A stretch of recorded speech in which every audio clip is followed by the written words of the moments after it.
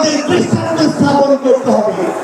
আমরা আমাদের কাজের মাধ্যমে প্রত্যেকটি ক্ষেত্রে যেন সেই দৃষ্টান্ত স্থাপন করতে পারি।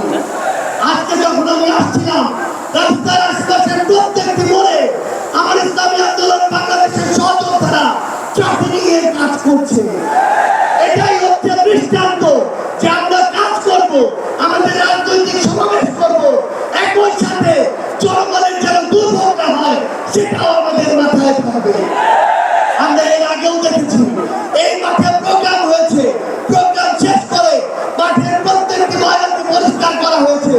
এটাই হচ্ছে আগামী বাংলাদেশের দৃষ্টান্ত যে আমাদের যারা সাময়িক যদি কোনো সমস্যা হয় আমরা আবার ঐক্যবদ্ধভাবে সেই সমস্যার সমাধান করব।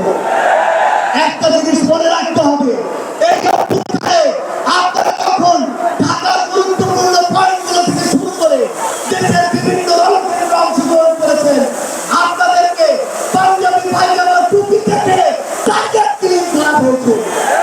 আমার মাদ্রাসার অসংখ্য ভাই এই টার্গেট কিলিং এর শিকার হয়েছে। আগামী বাংলাদেশে কেউ যেন কাউকে ট্যাগিং করে টার্গেট কিলিং এর শিকার না করতে পারে সেটি সমাজের ঐক্যবদ্ধ থাকতে হবে।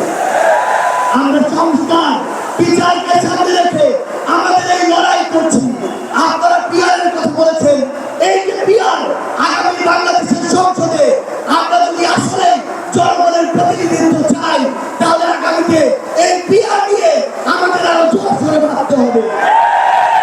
আমরা আপনাদেরকে স্পষ্ট করে আমাদের জাতীয় নাগরিক পার্টি এনসিপির পক্ষ থেকে অঙ্গীকার করি, বাংলাদেশের প্রশ্নে জনগণের প্রশ্নে আপনারা যদি ঐক্যবদ্ধ থাকেন, আপনাদের সাথে কাঁধে কাঁধ মিলিয়ে 24-এর মতো এনসিপি আবারও আগামী বাংলাদেশে লড়াই করবে।